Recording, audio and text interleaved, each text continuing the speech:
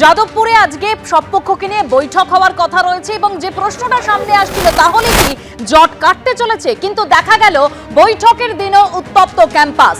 যাদবপুর ক্যাম্পাসে সাদা পোশাকে পুলিশ, বিক্ষোভ দেখানো হয়েছে ডিএসওর তরফে। আর এসএফআই এর যে প্রশ্ন, শিক্ষাঙ্গনে কেন পুলিশ ঢুকলো? ঘটনার দিন অর্থাৎ 1 মার্চ যেদিন ঘটনা ঘটেছিল সেই দিন কোথায় ছিল পুলিশ?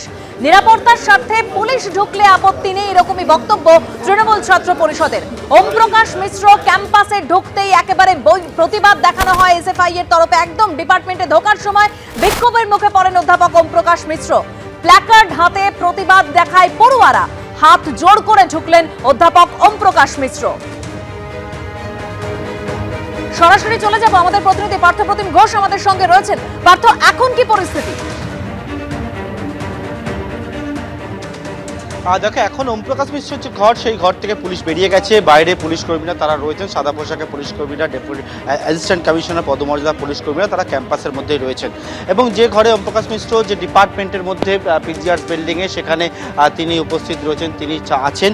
এবং সেখানে দেখেছিলাম যে পড়ুয়ারা তারা বিক্ষোভ দেখাচ্ছিল এবং ওম প্রকাশ মিশ্র তিনি ঘরের মধ্যে ছিলেন এবং পুলিশ কর্মীরা সেখানে ছিলেন। তারপরে আমরা দেখলাম যে জুটার প্রতিনিধিরা আপনারা গেলেন ঘরের মধ্যে এবং তারপর পুলিশ বাইরে বেরিয়ে এলো। আপনারা কি পুলিশকে কি অনুরোধ করলেন? দেখুন, আমরা আগে জানিয়েছি যে বারেবারেই জানিয়েছি যে আমরা কোনো ব্যক্তি শিক্ষকের উপর আক্রমণ এটা আমরা চাই না।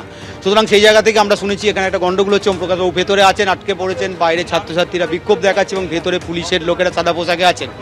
তো আমরা গিয়ে দেখি সত্যিই ওম প্রকাশবাবুর ঘরে অনেক সাদা পোশাকে পুলিশ ছিলেন। তখন ওম প্রকাশবাবুকে বলি আপনার সাথে শিক্ষকের সাথে কথা বলবো, তো এই এনারা কি যদি থাকবেন আপনি কি ডেকেছেন? উনি বলেছেন আমি পুলিশ ডাকিনি। তখন আমরা ওনাদেরকে অনুরোধ করি কাইন্ডলি যদি আপনারা একটু বাইরে যান, আমরা শিক্ষকদের সাথে কথা বলবো। এই জায়গা থেকে তারপর অনুরোধ করাতে পুলিশ ওরা চলে যায়। অধ্যাপক ওম প্রকাশ মিশ্র নিরাপত্তা সংক্রান্ত বিষয়টা বললেন কি আপনারাই দেখছেন এবং বেরোবার সময়ও বললেন না, আমরা বলছি যে ব্যক্তি আক্রমণ বা কোনো হেনস্থা আমরা চাই না। এবং সেই জায়গা থেকে আমরা এসেছি যে কোনো রকম কোনো ওম প্রকাশবাবুর এগেনস্টে ব্যক্তিগতভাবে কোনো হেনস্থার কোনো ঘটনা ঘটুক আমরা চাই না। সুতরাং আমরা দরকার হলে ওনাকে আমরা বলেছি, দরকার হলে উনি যখন বেরোবেন আমরা সঙ্গে থাকবো। এবং এখন পরিস্থিতি কিছুটা শান্ত, পুলিশ বাইরে বেরিয়ে যাওয়ার পর কিন্তু পরিস্থিতি অনেকটাই শান্ত হয়েছে।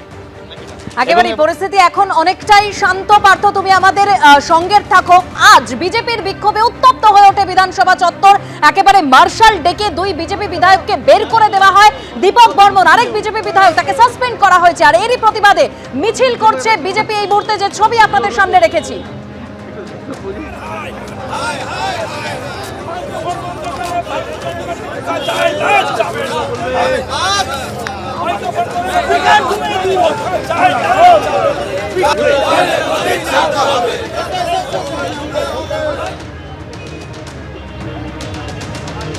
বিধানসভা থেকে রাজভবন পর্যন্ত বিজেপির মিছিল। আজ বিধানসভা চত্বর উত্তপ্ত হয়ে ওঠে একেবারে বিজেপির বিক্ষোভে, যেখানে শঙ্কর ঘোষ ও মনোজ ওরাওকে মার্শাল দিয়ে বের করে দেন স্পিকার। সাসপেন্ড ফালাকাটার বিজেপি বিধায়ক দীপক বর্মন। আর এরই প্রতিবাদে মিছিল বিজেপি।